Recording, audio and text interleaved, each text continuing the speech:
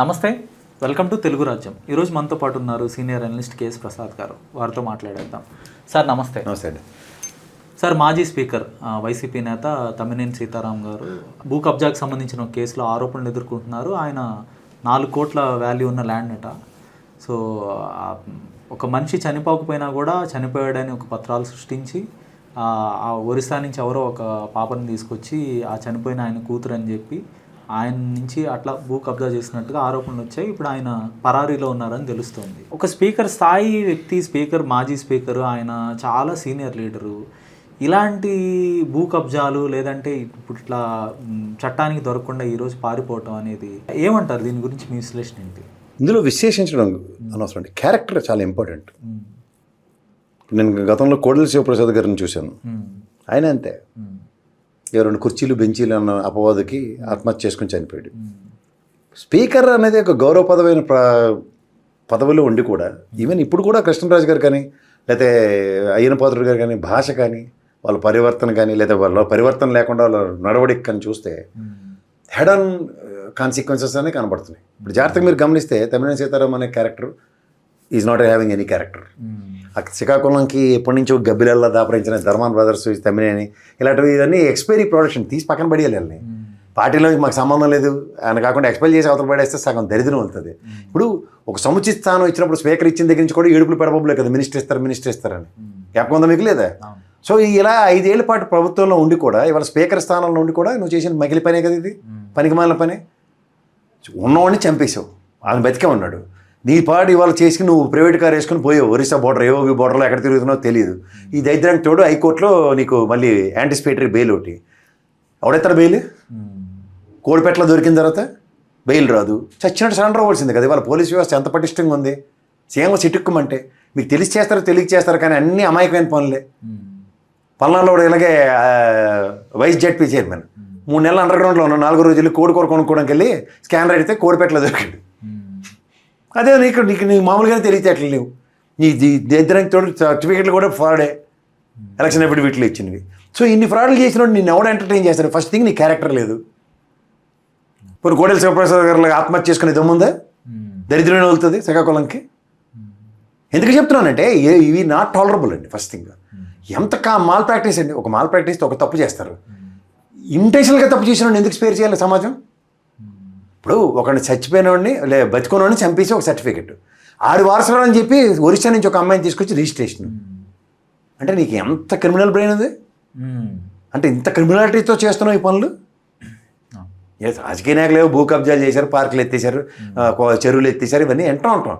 ఎంత డెలిబరేషనా? ఎవరో మీరు అంతా అసలు నాకు అర్థం కాదు. ఓ పక్క మీ అధినాయకుడేమో ఆనా పైసలకి లెక్కలు చెప్పుకుని తిరుగుతుండు. ఒక ట్రాన్స్పరెంట్ గవర్నెన్స్ ఇస్తే ఇలాంటి చెదారాన్ని పెట్టుకుని బదనమైంది జగన్మోహన్ రెడ్డి. అందుకే శ్రీకాకుళం మొత్తం నన్న గుండు గీశారు. అంటే తన నాయకుడు అక్కడ ఇప్పటికైనా జగన్మోహన్ రెడ్డి గారు ఆలోచించి ధర్మాన్ బ్రదర్స్కి టికెట్లు ఇద్దాం అనుకున్నప్పుడు అచ్చెన్నాయుడు గారి ఫ్యామిలీకి టికెట్లు ఇచ్చారు, లేదంటే వీళ్ళు కోర్టు ఆపరేషన్ చేస్తారు సగం మంది. పైపు శ్రీకాకుళంలో ఉన్నందరూ చెరగొడతారు. విచిత్రంగా శ్రీకాకుళం నిజంగా దువ్వాడ శ్రీనివాస్ అనే వ్యక్తికి పార్టీ నుంచి సస్పెన్షను అలకలు గిలకలు అన్నప్పుడు క్యారెక్టర్ అన్న క్వశ్చన్ అయినప్పుడు ఈ క్యారెక్టర్ మీద ఎందుకు సస్పెండ్ చేయరు తమ్మినేని సీతారాంని? ఏమండి అవునంటారా కాదంటారా?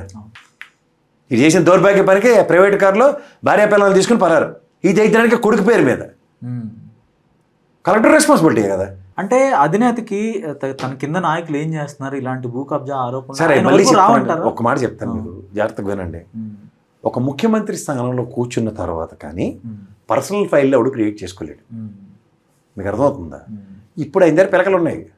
ఎవడైనా కోతేశాలు వేసి నెక్స్ట్ టైం టికెట్ నాకు నీకు అంటే కోపం మీద కొడతాడు. అర్థమైందా? అది చంద్రబాబు గారికి జగన్మోహన్ రెడ్డి గారికి ఇప్పుడు ఉన్న అడ్వాంటేజ్.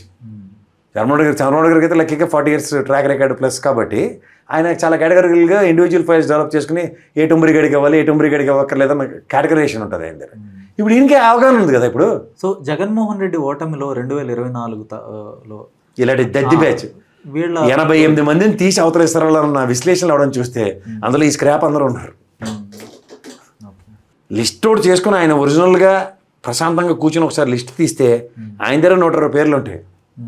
సీట్ చింపవచ్చు. నాకు తెలిసి ఆయన బయటకు కూడా రాకపోవడం కదికి మళ్ళీ ఈ దద్దిగాలని కలిసి నేనేటి చేయాలని. అంటే పార్టీ నేతలు ఇంకా 40 నియోజకవర్గాలకు ఇన్ఛార్జీలు కూడా వేయలేదు. తన పార్టీ నేతలు ఎంత తప్పులు చేసినా కూడా వాళ్ళని కొంచెం వెనకేసుకు రావడంలో జగన్మోహన్ రెడ్డి నుంచి కొంత చూడొచ్చు, ఆయనలో ఆ నేచర్ ఉంది. వెనకేసుకుని రావడం కన్నా ఒక ఆబ్లిగేషన్ అనవసరంగా నెత్తికేసుకుంటాడు. అంటే ఇప్పుడు లైక్ అనంత బాబుని కూడా మళ్ళీ పార్టీలోకి తీసుకోవటం, చుట్టూతా తిప్పుకోవటం, దీన్నంతా ఎట్లా చూడాలి జగన్మోహన్ రెడ్డి? టాలరెన్స్ ఎక్కువ అనుకోవాలి. ఆ టాలరెన్స్కి కాన్సిక్వెన్సెస్ ఉంటున్నాయి కదా. ఇప్పుడు అదంతా ఆయనకు ఒక బ్యాగేజ్గా మిగిలిపోతుంది కదా. అంతే మరి. టీడీపీ నుంచి విమర్శలు ఎదుర్కోవాల్సి వస్తుంది, కంటిన్యూస్గా ఎదుర్కొంటాడు కదా. ఇప్పుడు ఈ వరకు కూడా మీరు మా టీవీ డిబేట్లు దేనికి వచ్చినా సరే 1, 2, 3 అనగానే ఆ లావ్యాసం మొదలెట్టేస్తారు.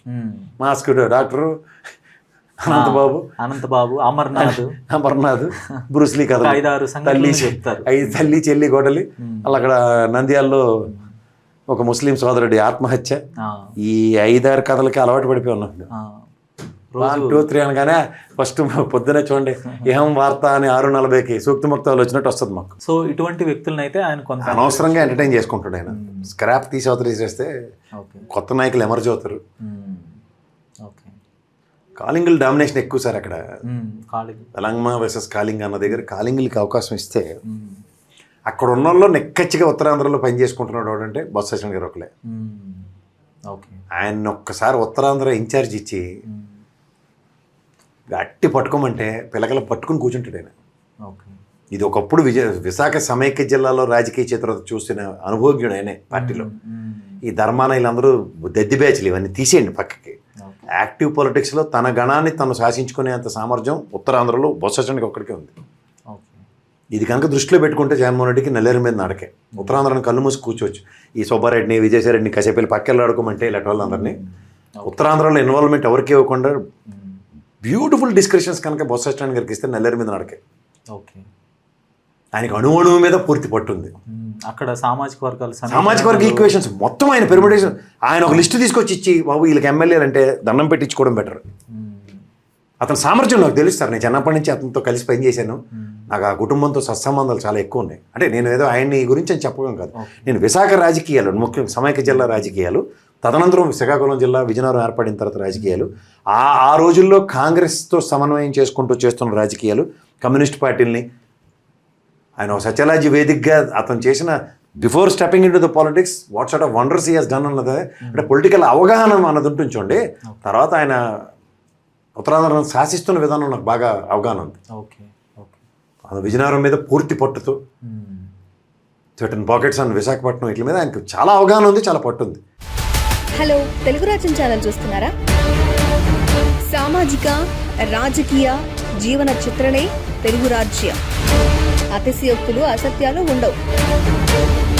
రాజకీయ కోణం కాదు, ప్రజా కోణమే కొలబద్ద. తెలుగు రాజ్యం వీక్షణ మీ ఉత్తమ అభిరుచికి నిదర్శనం.